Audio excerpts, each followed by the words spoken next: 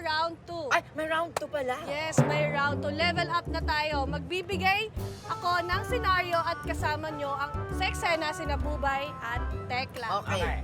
This time, mauuna naman sina Tekla at si Dominic. So ito ang sitwasyon kasambahay sa bida-bida number 2, which is si Dominic sa bahay ni Doña Tekla. Ay, Pagbibintangan ni Tekla na ninakaw ni bida-bida number 2 ang kanyang mga alahas. Okay, ready? grabe, pang teleserye. Okay. Okay, lights, camera, action! Magaling, magaling, magaling. Dominic, nawawala ang mga alahas ko sa tukador.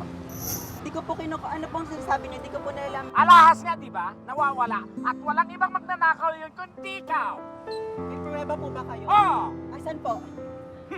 May CCTV kami. O nasan? Amo mo ako.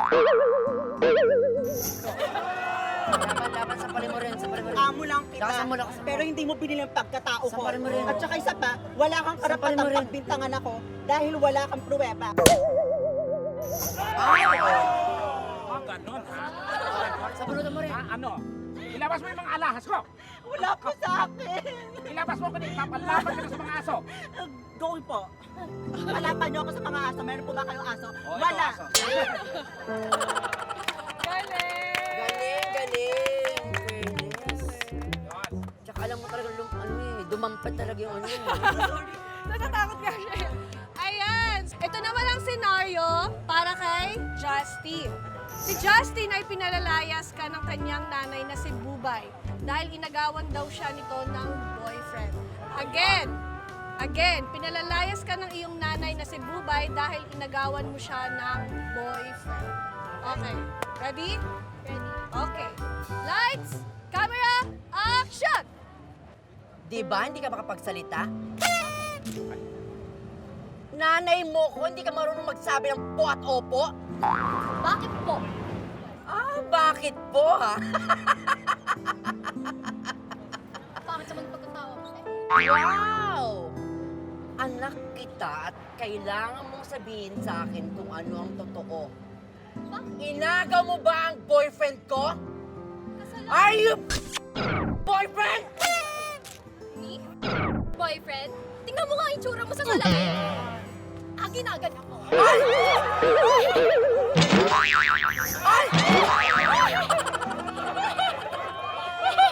Ginaganyan mo ako? Hindi. Akala mo pipiliin ka? Tingnan mo nga, ni Bohok, hindi totoo. Ano? Patawarin mo ko, anak. Hindi ko sinasadya. Nanay lang kita. Siya lumapit sa akin. Anong gagawin ko? Napakagwapo niya eh. Kasalanan ko ba pinili ako? Hindi ko siya kayang iwan, pero dahil mahal kita, anak, ibabalik ko na sa yung boyfriend ko. Halika dito. Oh, Okay, ayan, okay, mahal mo siya. Cut! Ay, hindi! Saglit lang! Pero hindi pa ako nakaganti dun sa ginawa niya, Rosa. Okay. Binabalik ko na siya sa'yo. Pero bago siya ibalik sa'yo, gaganti muna ako. Sampalin mo siya. Gandang-ganda ka sa akin no, isang gabi? Sasampalin mo ako? Bakit Mas pinili mo ako kaysa sa nanay ko, sasampalin mo ako. Bakit ako ay bakla ako? Bakla ako, lalaki. Shut up!